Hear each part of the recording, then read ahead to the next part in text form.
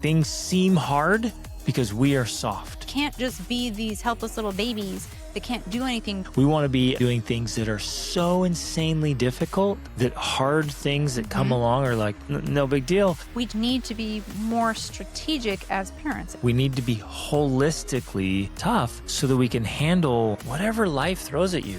Hey there, this is Greg Denny. We want to reach as many people as possible and help as many families as possible with these conversations. And we want to keep this podcast ad-free forever. You can help us do that by subscribing on Spotify or Apple Podcasts or wherever you listen, your favorite platform, and on YouTube. And leave a quick review and share your favorite episodes with friends and family. It makes a big difference. Thank you for being a part of this very important movement. Ladies and gentlemen, welcome to the Extraordinary Family Life Podcast. We're your hosts, Greg and Rachel Denning. And today's topic, I think, is one of the most important topics in parenting, hands down, in family life and in life in general. And we are on in the the rhythms of history and civilizations, so the ups and downs, the oscillation, the waves. We are at the end of several decades of a very easy, affluent, comfortable life. And this happens throughout society all the time. You just watch the patterns of history. There's very, very hard times that make very, very tough people.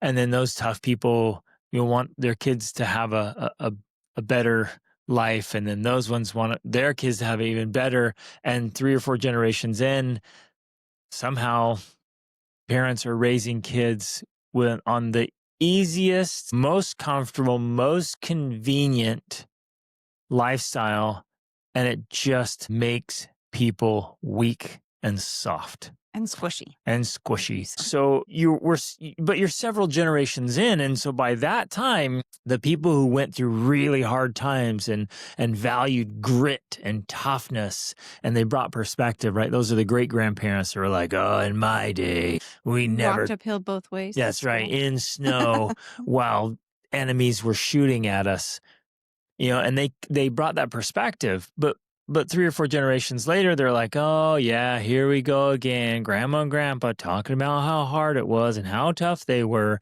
And then we have this generation of just absolute weaklings. So it's important to know where we're at in the generational cycles, and that's where we're at. Yeah. And some people call this, in fact, there's an entire book about it, the fourth turning. And it is essentially, it's a repeated cycle in history. Like we have 4 generations of turnings. 4 turnings. And in the 4th turning, that's generally when you find the quote unquote weakest, softest, squishiest people. And that is essentially where we are right now. And that's why we end up in a massive crisis. Yes, exactly. And what happens with the turnings is that there is a crisis that resets things. So we then move into the 1st turning where people are having more grit because they went through the crisis. And so they have more grit and they have more resilience. And so today, really, because of some recent experiences you have had with coaching clients, working with teens, again, something you've been doing for decades. Yep. And you've been seeing it for decades, but you keep being reminded of it continually. Wow. It just hit me. 30 years. Wow. 30 years. Yeah. Because exactly 30 years ago, I was living in a horrible part of town and, around youth and kids that were struggling. And I would literally go down to the Boys and Girls Club and I'd help those other kids that were living in rough neighborhoods and had it even worse than me. And I was trying to how can I help? How can I give them some encouragement? 30 years now, I've been keeping a finger on the pulse, so to speak, of youth and children. Right. And these lives. And so, man, this stuff is so powerful and so important. Obviously there's in every generation, there are youth that struggle in the generation. It's not like, only specific to our generation per se. And some people say the 4th turning started around 2000, 2008, things like that. So, we've been in this 4th turning for 25-ish years or less. Some people expect that this turning will end in like 2030. But because of that moving trend here, we're just seeing, especially with your finger on the pulse, this increase in what you call softness and squishiness, and kind of this inability to be able to handle and take on at this point, not even, if we think about our grandparents' generation, they were going to war. Yeah. They were fighting in World War I, World War II. I remember reading a letter from my 18-year-old grandfather about he was on a battleship when Japan was bombed and the war was ending. And I remember reading the letter that he wrote, and I was like, wow, this is really impressive. Like the grammar, the writing, the description, like everything was so mature for his age, I thought. As an As an 18-year-old. 18-year-old. Wow. And I was really, really impressed by that. It really struck me. And so, Now, most 18-year-olds, they can hardly I wouldn't text. consider them to be literate. Like they couldn't read a great book. They definitely couldn't write a nice letter, and they can hardly text. It was written in very nice, beautiful cursive. To me, it was this real contrast of the difference in the time period, right? Wow. For many of us, it's not our fault. It's just like we are the products of the time. Right. There's nothing we can really do about that per se. But it's important for us to remember that contrast and to remember where it is. And so, well, hold on. I want to clarify something. There's nothing we can do about the time we live in, is what you mean. That's but what there's I mean. 100% something we can do about not just going along with the tide of the times. Well, yes. And in some ways, I guess what I also mean is we also, it's not like we cannot be a part of the tide. We're going to be in the tide. We can't avoid that, but there's things we can do to be better off in that tide, if that makes sense. Yep. And so go ahead. So essentially though, we're talking about soft and squishy, unprepared teens in today's world. When you think back to our grandparents, like they were doing things like going to war is what I'm trying to get at. And now today's teens and they'd come out of the Great having, Depression. They'd experienced want, hard work, and then war. Like it was brutal. And now today's teens are having a hard time getting a job. Right. Or an easy job. Away to college or on a mission or going to do any, like we hear these stories that you think are far-fetched and out there, but they're more common. Like parents are going to apply with their children at job interviews and to go to college with their children and to meet with the advisors and to help them with their classes. Like it's gotten so bad that basic things have become so hard for teenagers to do and young adults that they literally cannot do them. They're having panic attacks. They're like having ongoing anxiety and depression. They cannot function in normal society. And this is in a society that is easier than it has ever been before in the world. I mean, they've got DoorDash and Uber Eats and everything is ease and comfort. Yeah. And yet the suicide rates, the depression rates are off the charts. Well, the figurative and literal collapsing. Yes. They're on the floor in a heap. And we're not making this stuff up. Like we want to emphasize. Well, and nor are we throwing people under the bus and condemning either. We're not condemning. We're just pointing out. We're making observations so that we can all work at being better at it. And this is happening to lots of people. Yeah, this very, isn't very like common. A one-off case. Right. This is happening to lots and lots and lots of So families. if it's happened in your family, which is likely it's happened in your family, you're not the only one. Right, so you're not the only one. You're not just like, oh, great, I failed, I'm such a loser. It's like, no, this is a generational thing, and it's a societal thing. It's a massive problem. And so they're collapsing socially. They're just so terrified to have to go out and interact with people. The statistics now about teenage boys and men dating is like non-existent. Yeah. They're not dating. They're not going out. Because it's so much easier and more comfortable to stay at home and text or just watch porn. Yeah, exactly. Like you don't have to go through, and that's even a small example of how this is working. You don't have to go through the discomfort of getting up the courage to get up, get dressed, present yourself, go out and talk to a real woman. And get rejected by her. Get rejected. Yeah. Because that hurts. That's painful. And that's it's so good uncomfortable. For you. It's so good for you, and so few people. Because they're terrified, literally terrified of rejection. We're terrified Which men have always been terrified of rejection, but beforehand there wasn't an alternative. But they fear rejection now, like earlier generations feared an enemy army. Yeah. It's like, oh, there's a whole battalion coming over the hill. We might die. And now our generation's like, I have to go talk to people. What if she says, I have to leave the house. and you're like, well, what are you so afraid of? I have this conversation all the time. Like, what is it? You're just crushed by anxiety and crippling fear and worry. What is it you're so afraid of? And you know what the answer usually is? The unknown. I don't know what to expect. I'm like, what's possibly, like, what's so terrifying? Like, what unknown? Well, I don't know what the food will be like. Are you kidding me? Like, what? And so we end up afraid or beat down by simple things, small things, insignificant things, because we, as a society, as a generation, are so underdeveloped. As I love to teach and often say, it's like things seem hard because we are soft. They feel really big, but only because we are really small. It literally, truly insignificant things, small things, pathetic things. Things that previous generations or people in other societies would look at like, are you kidding me? That's stuff we do before breakfast in the morning. And it takes you months to have therapy to work up to it. Like, what is going on? And so it's a big, big problem that's holding people back. And so while it is part of the tide of the turning and the generation, right? Like you already mentioned, there are things we can do within our families to help our own children develop more resilience and grit and strength. And again, this isn't, I never want to be misunderstood. We're not saying we have to go back to earlier times where people were just hard and hard-hearted and, had no sensitivity for feelings or emotions or whatever. You know what I'm saying? Like, I think there's this idea of the toxicity of that time where you have feelings and you feel bad about something, too bad, just get over it. And you know what I'm saying? Right. Like, yes, there's this emotional aspect of ourselves we should respect and respond to. Absolutely. And acknowledge. have And feelings. that's okay. Yeah. That's fine.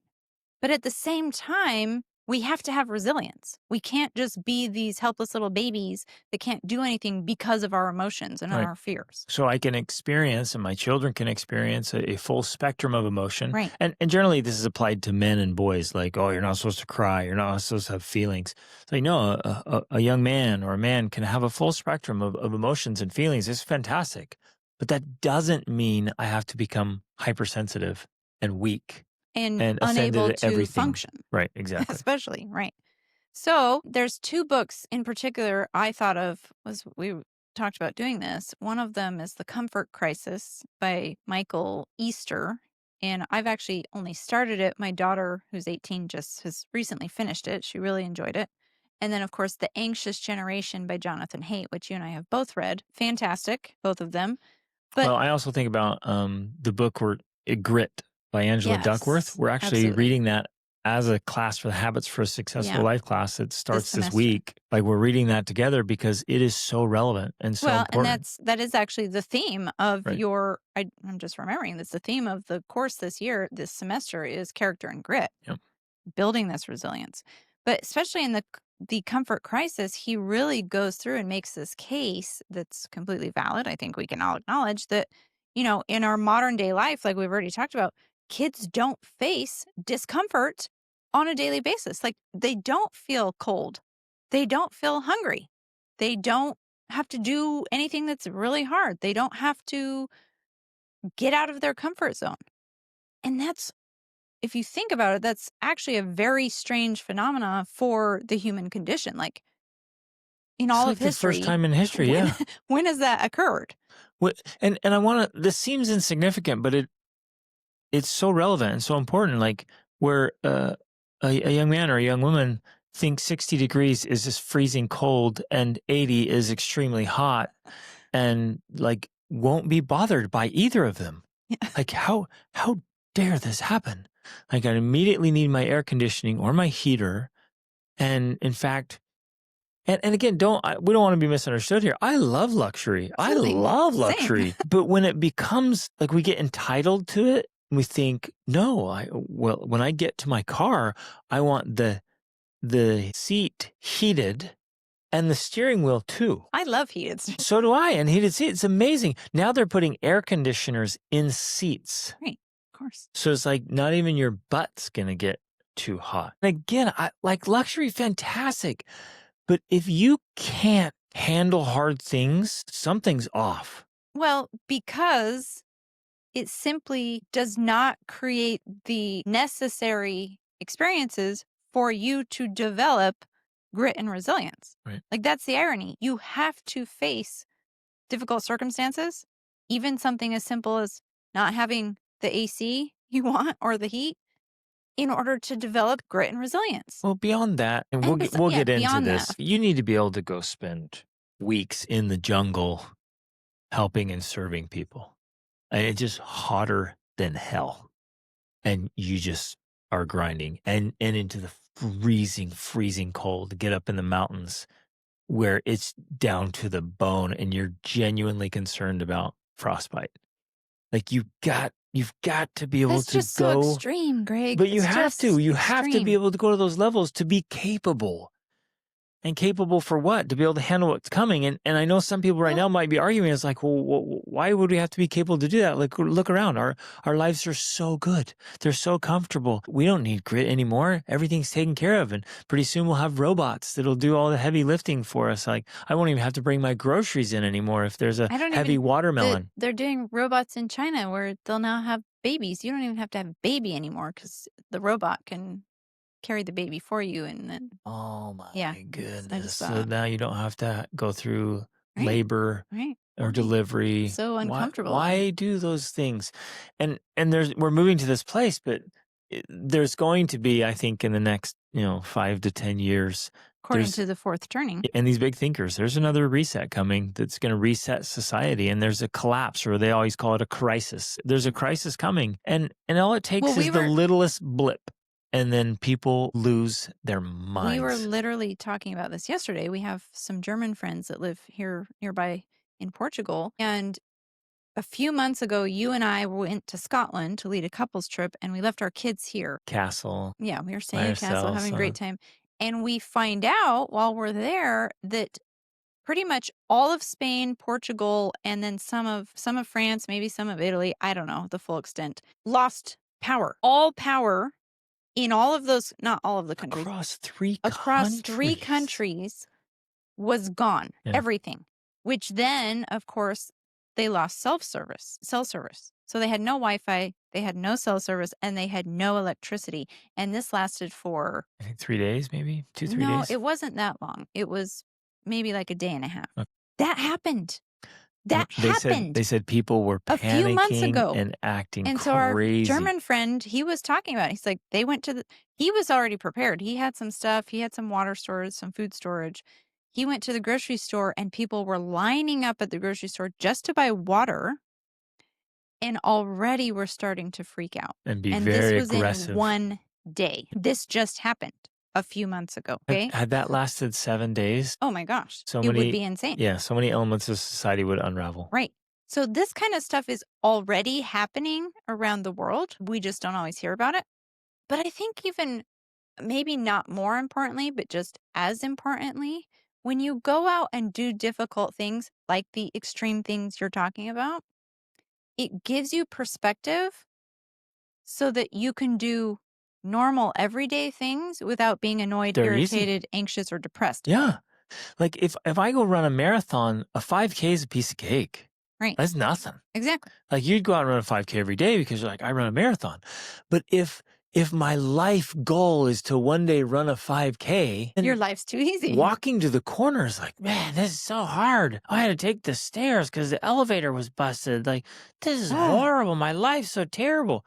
It's like, what is going on? So it's not only perspective, but it's also capacity. Right. So, and I was actually thinking about this morning because we do a morning breakfast and discussion with our family, our kids, and we do a question book. And the question this morning was, what difficult thing have you made or achieved or earned? Something like that. Like what is something you earned or achieved or worked hard to do?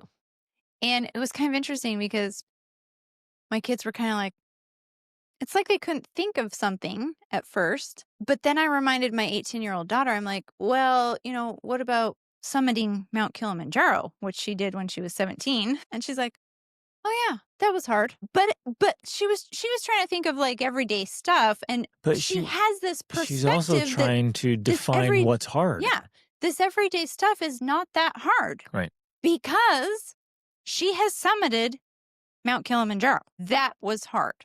So it was this perspective shift that is literally just a part of who she is now, where she's thinking, well, what everyday stuff have I done that's been really hard to do? I can't think of anything because it's not that hard.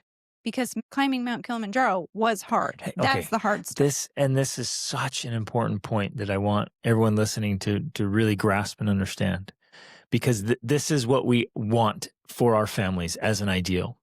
That our families are consistently doing challenging things, but they don't think it's challenging. Right. It's not that big of a deal. Yes. We want to be doing hard things, and we want our kids to be like, what? What's the big deal? This is just normal. It's not that hard. That's what we want. We want to be occasionally doing things that are so insanely difficult that hard things that come along are like, what? No big deal. And what they'll notice is their peers collapse. Their peers is giving up, quitting. They can't do it. They can't handle it.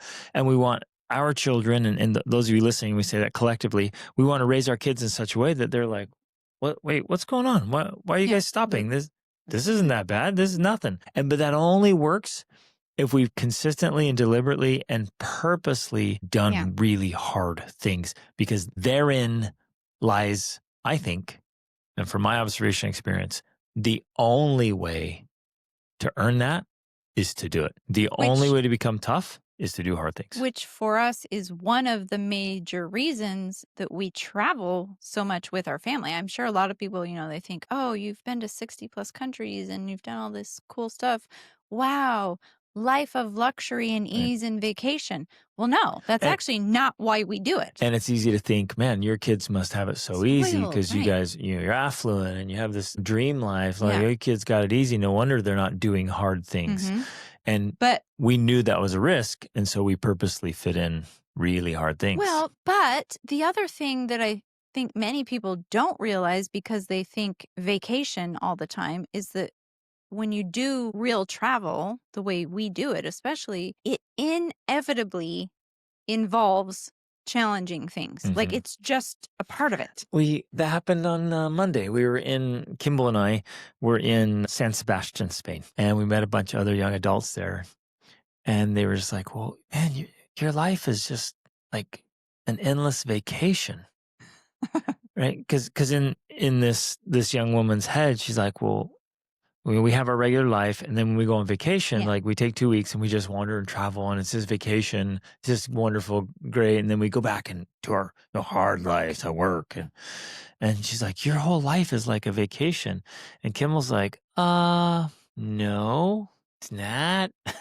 Like, it's not, we're traveling all the time and having these epic experiences, but it's not like what you're talking about. It's not a couple of weeks at an all-inclusive resort, like doing all the touristy things. Like, that's not how we do life. We were literally talking through this. How we're traveling. Right? And in our journey, it's like we've built our life around integrating difficulty. Through travel. Well, through all kinds of things. Yes, travel is just one. Travel is a part of that. Tool. Yeah. It's one strategy we use. And another example is our upcoming trip. Literally 1 week from today, we're flying to Switzerland and India on the way to Kathmandu, Nepal. And then we're going to be trekking as a family, including our 8 and 11-year-olds and our 15-year-old and our 18 and 20-year-old, for 2 weeks up to the base camp of Mount Everest. So, that's the type of travel we're doing. That is challenging. That is not a vacation. That is discomfort, cold, hunger, challenge, mentally, emotionally, spiritually, physically. Like, all of that is involved in this process. But that is the point. That is why we do it. Because that is what develops the grit, the resilience, and the strength. In my mind, like that's the perfect contrast to taking the kids to Disneyland or Disney That is World. why we've never been to Disneyland. Right. I've never taken the kids there. You're like, oh, yay, family vacation, let's go to Disneyland. I'm like, what What for? For me, from my perspective, I'm like, what a waste It of doesn't build money. resilience. Right? There's no Let's say that. Although development maybe, I there. mean, I've never been. Maybe there's resilience And needed. Just wait in patience, like line waiting for in line. You learn for the patience or rides. I something. don't I don't know. know. I haven't experienced that. Yep. But the point is, we have to be deliberate about what we're doing as a family, day in and day out, Mhm. and then with the big stuff too. So Right. it's what I refer to as the micro dosing and the macro dosing. So the trip to Nepal is a macro Yeah. dose of doing hard things, but I mean, amazing things, extraordinary things, super cool stuff. Like we're going to enjoy it. It's incredible. And we're going to do things that scare us, terrify us, Mm-hmm. and things that push us and challenge us in every way and love it. Right. But then you can't just do that if Right. once a year. That doesn't cut If we it. only did that, it'd be better than nothing, but Yeah. it's not enough to develop the kind of resilience we're talking about to be able to function in everyday life. And so that's why the dosing is so important. And that's things as simple as working out. Like that's one of the values I think I've learned for myself and for our children. You've known it much longer than me that just working out regularly is giving you that microdose of doing something uncomfortable you don't want to do necessarily that pushes you and challenges you and in the process builds grit and resilience. Exactly.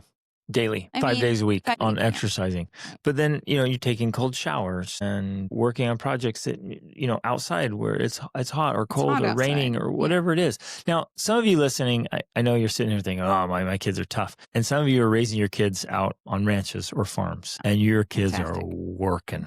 That's amazing. And you got tough kids. Some of them have been doing martial arts since they could crawl and they're tough. And that's fantastic. And of course, our message here today is holistic, as it always is.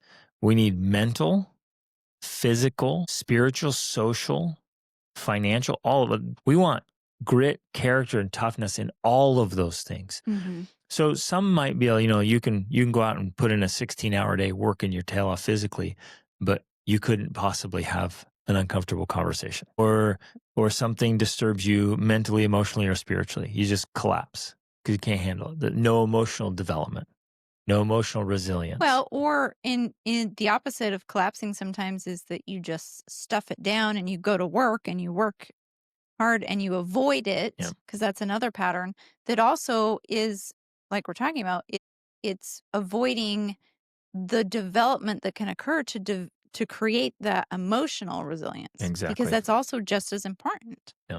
Every bit of that is.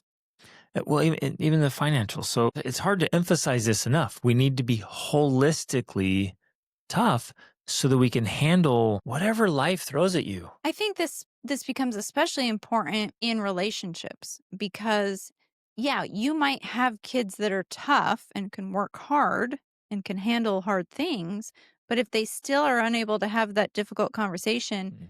that's going Or to talk play to a out stranger. with their spouse. So now they're married and they're like, "Well, our response to this was always to just go work hard." Instead of like have the difficult conversation and figure this out and move through it, that also becomes this limiting factor for a fully developed life because now you have this partnership that's underdeveloped because you can't work together to work through these issues. So it's socially weak or mentally weak or And emotionally weak. and the reason to me that this matters so much is because family life is the backbone of society. And the stronger the families are, the healthier the families are, the healthier society is going to be. So if society is collapsing and failing in so many ways, well, in many ways, that's simply because families are doing that. To break down a family and It's individuals. exactly. And Yeah. so we have to recognize all of the different elements that are going into this because, yeah, even though you might be great at one area, the finances or the fitness or whatever, if the other areas are struggling, your family is not thriving in the way that it could be to strengthen each other and to strengthen society as a whole.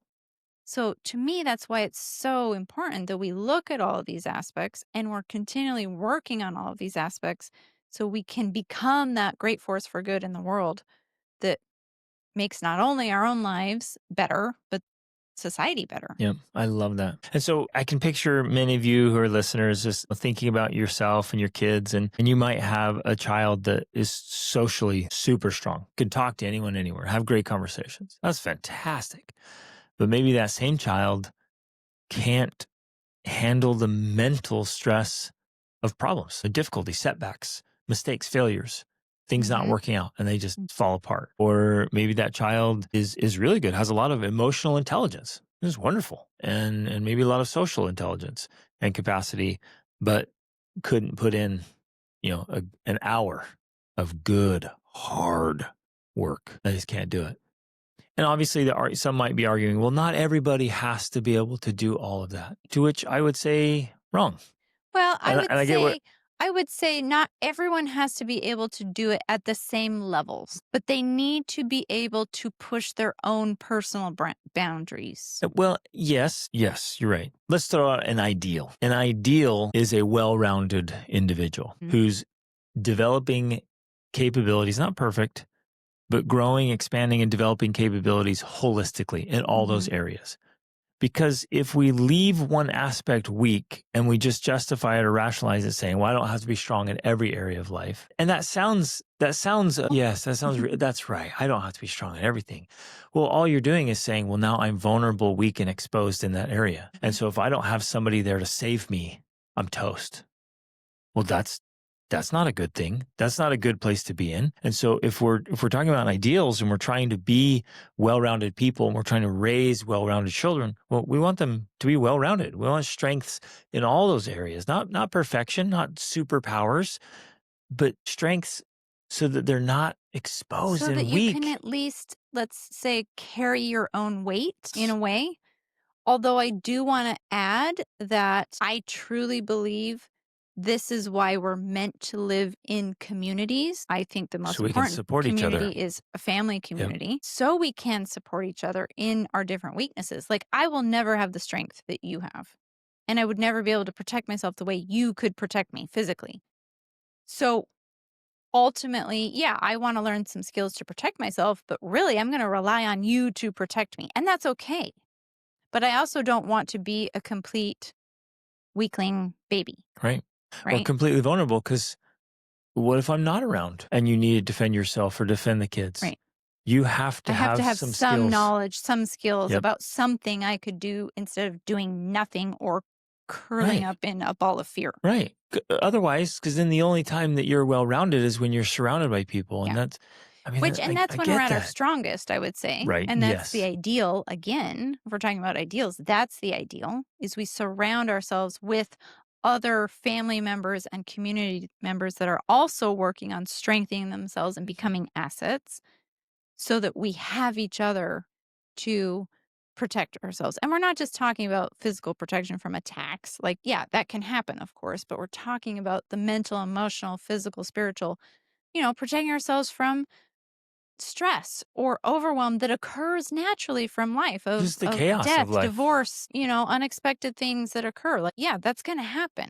And we want to be there to help each other. But it's like a chain. The stronger each link is, the stronger the chain is going to be. And so we want each link in the chain to be as strong as possible. Man, if this isn't a promotion for big families, Yeah, really. think about Build it. your own Big, community.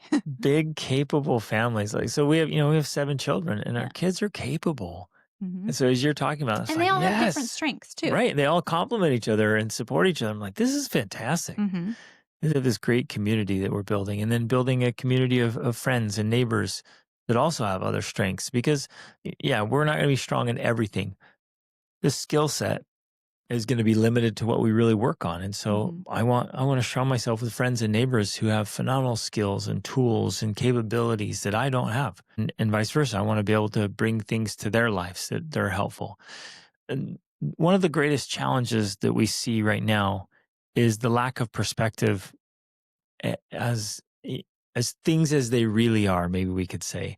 And you referenced a moment ago, it's like, well, no, it's individual, it's personal, it's relative. Like each person's working on their own little journey, which is true. But it's easy to let that get skewed and distorted where I hear moms say all the time, it's like, my kids are hard workers. They do chores all the time. And my thought was always like, man, if you think chores is hard work, Well, you got if you're talking about like maybe sweeping the floor and loading the dishwasher and things like that, right. They that's they not necessarily clean the toilet, hard. they vacuum, they do chores all the time. Or, I know a lot of families are like, Saturdays are our work day. We spend the day working. We clean up the yard and clean up the house. Our kids are hard workers. Bro, if that's all your kids have It's ever good. done, It's not a it's bad thing, it's so good, but that's not hard but it's work. not sufficient like we're talking It's about. There has yeah, to be more. That's a good part of the maybe the right, microdosing, exactly. but there needs to be more to develop that true perspective. Like you need to do something so hard that they think, "Oh, the yard work's easy." Yeah, You like know what I mean? working hard all day in your yard is nothing. And that's what we're talking about. I guess maybe that's kind of the visual for this whole conversation is we've got to regularly be doing things that are and we have to choose challenge. We live in such a time of affluence and comfort Well, and like convenience. he says in the Comfort Crisis, he's like, today's teens are practically bubble wrapped. Like they Yes, exactly. And everything delivered to them and they think, "Oh man, one time I had to wait like 2 days for my my order to Amazon come." delivered. Like, "No, you poor No, thing. 2 days? I'm Oh." regularly reminding my children because we order stuff on Amazon, even here in Portugal. It comes from Spain, and they're like, "Oh, when is it going to get here?" For us, it generally takes 2 or 3 days or more for it to come. But I still remind them. I say, it used to be you had to get in the car, you had to drive to the store, you had to go around looking to find it, or you had to get like a mail order catalog. Like I'm trying to help them understand what it used to be like. The world was not always like this. And I want them to know that Yeah. regularly. It's so easy and so convenient, and yet now we want it to be even easier and Yeah, even more right. convenient. And that's a danger. And it's moving in that direction, and we might be thinking like life is just that's the path of life in society right now with AI and technology and all these inventions, and they're wonderful, they're super cool. But if history repeats itself in any way, shape, or form, there's going to be a collapse of those things, at least for a time. Many people Even a week long. will Many die, people will be suffering heart attacks, like health issues, just an absolute breakdown mentally, emotionally, and things can because they fall don't have apart their internet. so quickly in just 3 days. In fact, the census is 3 meals. That's all it Mm. takes for a Well, regular good person to go without 3 meals, and all of a sudden they're not so regular or good anymore. And most people can't go without. They really, really struggle to miss a single meal. one of But the can you go days things without food? One of the things Jordan Peterson, I've heard him say often, is that, for many people, their sanity is dependent on the systems of society that function as they Absolutely. do. Yeah. And that once you lose those systems, many people lose their sanity. Yep. And I think that that's very true. And now, unfortunately, it's including all the medications being handed out like candy. Yeah. Like all these people, like so many, how many millions At and least, especially millions in America of and the people Western are world, not right. so much in other countries per They're se, but literally surviving, and it's not even a survival. They're just drugged. They're medicated. And when that dries up, when that stops, when that goes away, it's like, what's going to happen? So we want, at least in our family, we want for me and Rachel ourselves to be capable and competent and tough, and for our kids to grow up that way so they can easily handle just the regular chaos and frustrations of life, of the normal life. problems that happen, but also be ready for incredibly difficult things that will come, that do come, whether it's a natural Well, disaster or a man-made and disaster. in a very small way, because I don't feel like it was a huge disruption, even though I I think it's a significant thing that occurred with the power outage in Portugal and Spain. Like that's a big deal that entire countries go out of power. That's kind of a big deal. And then they never told us why. They never told us why, what happened. That's also weird. But it was significant to me that we were in Scotland and our children were fine. They had no problem. They literally handled it amazingly. And, it Like, was not not even an a issue for hiccup. them. They just like, "Oh, sweet, let's roll with it." And Yeah. they came up with solutions right And away. I don't want to discount this or downplay it in any way, but honestly probably think they would have been fine for a week at least. Easy, I mean, I easy. would have been like, oh, should get back to our kids if we can, but which flights were canceled, like all that kind of stuff was canceled. Let me expound on that a little bit. I say easy because I've gone with my kids and done such difficult things and Yes. solved problems. I know exactly what they do. I know how Hmm. Kimball and Aaliyah would think, especially in Atlas too. They'd go back into our camping gear. They'd have the cooking stoves out, and they'd be eating Mountain House meals and having a They would. They'd blast. be loving it. They'd string up the hammocks just for fun and Right. set up the tents, and they would be good to go. And we've got solar power stuff. We have chargers. We get lights. I They mean, would know how to and set this it all maybe up. sounds weird too, but we also have a farm here. And worst case scenario, And they'd go Kimball out would and be out slaughter an there like, animal. okay, we're slaughtering a pig Yeah, so we can 100%. eat. They'd Like go out and they do it. would do that, and they would be able to do that. Yeah, even our 14-year-old. 'Cause I know how to do we it. recently had an experience where 9 of our sheep or something, or 8 of our sheep were slaughtered by the neighbor's dogs, and our 14-year-old was the one that harvested them all. Yep. Okay, but I also want to bring up some points from the anxious generation because he talks about how in general, yeah, kids are in these bubble wrap, they're overprotected from real life struggles, but then they're also protected from virtual harm. And so our kids are living in this little bubble from the real world. But in the meanwhile, they're being exposed to social media, which is extremely damaging for It's young women, poisonous. and pornography, which is extremely damaging for men and women, and all of these other things on the internet Yeah. that are literally just damaging their psyche while they're also not being exposed to difficult Yep. things that So build resilience they and grit. lack real life experience Mhm. and they're being poisoned by virtual experience. Yeah. So the social media and the video games and even the porn are replacing real world experiences, which often include trial and challenge as a part of the experience, Yeah. with these easy dopamine driven fake experiences. And it's all virtual. This It's all may fake. this may sound really weird, but hear me out. I think I'd rather have my son have a sexual experience with a real girl Oh. than with pornography. Right. Because it's real. It's I a don't think that human sounds weird being. at all. Yeah, because you're like, well, you have people like, no, okay, he looked at some porn, no big deal, and he masturbated. He didn't go out and have sex. I'm like, well, yeah, but one's like completely fake, and it screws up dopamine levels. Well, Right. here's why, you guys, and we've been talking about this a lot, but pornography screws up the dopamine levels so badly that true sexual experiences, which are super important for human beings, they get ruined. Right. And Because they're and too now vanilla, they're too right, boring. it's not even good, normal, natural, beautiful, enjoyable anymore because the porn has completely distorted it and ruined it. Yeah.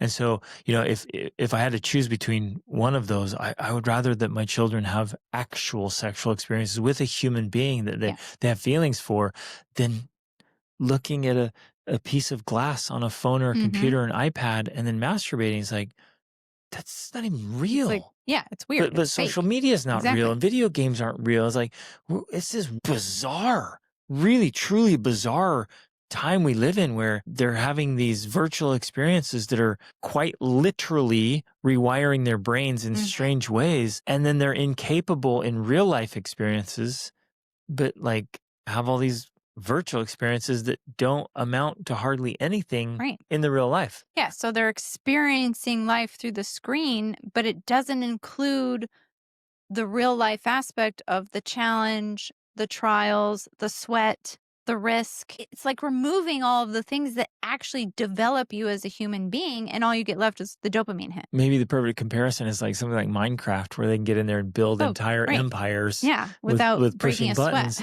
but they can't go outside and Build a fort. a fort. Yeah. Right. And so then of course it's creating, they're comparing themselves with others. They have increased anxiety, depression, suicide, all of this. And in fact, Jonathan Haidt points it out in his book, is directly connected and caused by these things. It's not contributing, it's not correlated. It is causing anxiety, depression, and suicide. Yeah. It's so It's sad. a real problem. Yeah. So it leads to, of course, emotional immaturity. They can't handle criticism. They can't handle stress. They have no tolerance for discomfort, for work, for real life relationships, having to go out and be rejected, or any physical effort. And they're so entitled, they think their life should never be that hard. Right. Like the littlest disappointment, and they're just like so put out. Like, I was never supposed to experience this level of difficulty in my Right. life. What are you talking about? This is life. And then, of course, because of that, they're terrified to fail because they've never actually failed at Right. anything, because they've never actually done anything or tried anything. So they're terrified to attempt. Exactly. They're terrified of attempting. And what do you have? It's a mentally, emotionally, socially crippled Right. person. And so they're squishy because they've never been forged by difficulty. Exactly. There's no strength there. Oh, man. And so I actually want to share a little experience I had recently. And I do this on purpose. I do it with myself. So I would never ask you or my children to do anything that I'm not willing to do way more of. And I even did it in a small way on this trip. I took a trip over the weekend. I flew into Poland.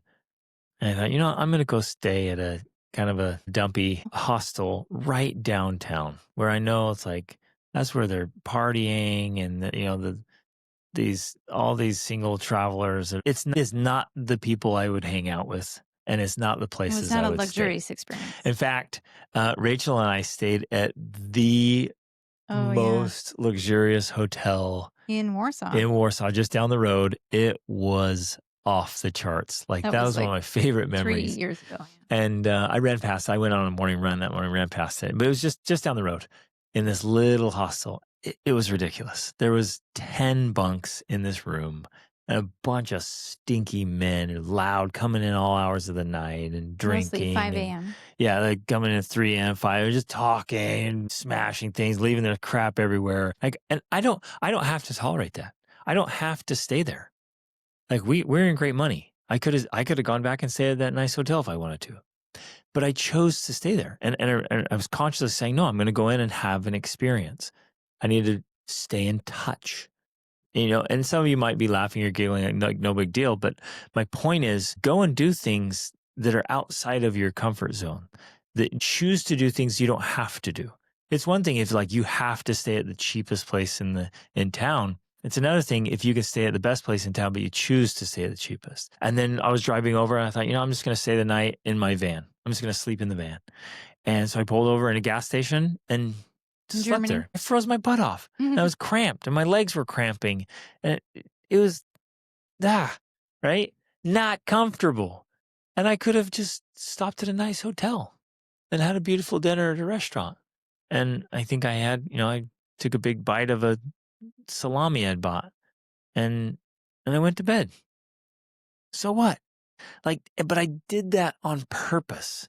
And we'll often go out and just like, hey, it's with what you have on, like maybe go sleep outside or just go without. Just pick a couple of things, say, this is all I'm going to eat for the next 28 or 48 hours. Whatever it is, just choose to do things that test your limits. Get in freezing cold water. Go sit in a sauna. This is crazy hot. Like, do these different things regularly that are testing your limits and reminding you it's okay to be uncomfortable. In fact, it's really good and important. Well, one of the other things from your hostel experience that I thought of, though, was you mentioned how, you got up in the morning and they're now all asleep and it was like just stuff everywhere and like half-eaten burritos and like just a disaster. And these were all people who are in their late 20s, early 30s. Early 30s. And I'm like, wow, it's almost like they're children, right? And that's the problem of our age. It's like people who are legally or technically adults and yet still have the emotional, mental, physical, social maturity of children, where we're at in society. And at least for me, and at least for the message we're sharing, is like, we have the responsibility to change that, to shift that tide so that we can contribute to the world in a positive way and help our children learn how to contribute in a positive way. And then the sauna thing you mentioned too. Lots of our children don't like the sauna because it's uncomfortable. And I've told them, I'm like, well, one of the benefits is just so you get used to being uncomfortable. Like, it's a good thing for you. And I've noticed, especially with our daughter, Aaliyah, the one who summited Kilimanjaro. So it's not like she doesn't know how to do hard things. She now will sit in the sauna because she's like, it's good for me, because she hates the heat. She would live in Norway and she would love it, right? She's like, it's good for me to sit in the sauna and be uncomfortable with the heat because I don't like it. And I think that that's so important because we've literally had people say to us, because we lead trips and people come on and they do different things. And when we have certain things we do to help people be uncomfortable, and we've had people say to us, well, I've done difficult things before. And that's their reason for not doing it. That doesn't work. You can't say, oh, I've done that before. I did that. 20 No. years ago, one time, I did something challenging. Resilience is about being able to continually do that, to regularly do it. That is the point. Yeah, that's where we fail massively as parents. If we think, well, no, when I was in my 20s, I did hard things. Yeah, now I don't need to. That does not lead an is example for our children. crap. Right. Yeah, and it makes you weak. And so the kids follow. They're like, well, Exactly. shoot, my parents take it easy. I'm going to as well. Exactly. So I think just to close, like, we just need to be more strategic as parents. And I think that that's definitely the approach you and I have taken. We have been very, very, very strategic about having these certain experiences as a regular part of our life, like the trip we have to Nepal coming up. And last year we went to Mongolia and rode horses, and again, it sounds fun and amazing, but it was actually very hard and challenging. You literally had like this raw butt. Our daughter, Aaliyah, she had her entire calf was rubbed raw. I broke my arm. Didn't actually, but it felt like I broke my arm from the strain. It was a very challenging real world. We had people falling off the horses. These were wild horses and it was hard. It was challenging. But having those regular experiences helps us to develop the resilience, the grit, to be exposed to the discomfort, to have to be cold, to have to be hot, to have to be uncomfortable riding in a Russian van for hours on bumpy roads. Like, all of that is so critical to developing more of this strength. But we also have to do the microdosing. We need to work out. Yep. We need to push ourselves. You need to get in cold water. You need to just eat things you not don't use like the to AC. eat. You need to, I don't know, like different things. You just have to intentionally do that. And so you guys start wherever you can. I mean, obviously here we are talking about, going up to base camp at Everest, and I hope you plan some epic trips, and I hope you spend a lot of money on it and make sacrifices for your family, because what could be more important? You think I get some rant and rave here, but what could be more important than that, than raising your family? But start right now, and maybe you do a little sleep out in your backyard. But all you do is, okay, everybody, as you are, what you have on, just go lay in the grass for spending the night. That's tough. Yes. Even if you took the sleeping bags out, it would still be challenging. I'm like, because here's something else I need to bring up. I need to mention this. And in fact, we did an entire podcast episode on this. The other key element to it that we haven't touched on yet is we cannot force our children to do these things. You have to invite them and entice You have to them. invite them, and you have to make it look attractive and like it's something they want to do because of the benefits, not necessarily because of the pain. They have to be invited, because if they are forced, they will literally do the opposite. They will resent it, they will hate you, and they will end up being weak and squishy just to spite you. Yep. Right? They'll pursue even more luxury because they didn't choose it and I'll try to understand it. link to the other episode in the show notes, because we did a whole episode about how to invite your children to do difficult things, because that's a key part of this. 100. In fact, that's the only way it really works. Exactly. Ultimately, it is. you have to get the kids to buy in where they want to live like this. Right. And our kids do. And we've taken our older ones especially, and they've gone out and done such difficult, grueling things, and they do it with a smile. And we have fun. We actually have fun doing it. Like, that's, for me, that's kind of my personal, one of the aspects of my personal mission is to be able to do really, really hard things and have fun doing it. Can I be suffering physically and mentally and emotionally and spiritually and socially still be like, this is great. Let's crack some jokes. Let's tell some stories. Let's have a great time. Even though my body is just dying, is hurting so bad. And yes, of course we can. And in fact, you're really good at doing that. And so are the kids now. Like, they're in, like, they're having a blast. And like, there's real true suffering going on when we're pushing limits so far, and they're smiling and laughing and having a good time. And the other people around them is like, what are you guys on? Like, how you do this? And you realize, no, the body can be in pain and the mind and spirit can be in joy and bliss. And so it's possible. And so we lead the way, set the example, and realize, man, we can have a ton of fun while becoming really tough. And that's the golden ticket to making sure our families are super capable. Okay. Love you guys. Have an absolutely fantastic week. Start planning and strategizing and implementing both micro doses and macro doses. Get some big challenging trips or events or races or competitions on your calendar in the next 12 months and start today to start doing smaller things with the kids and get them involved.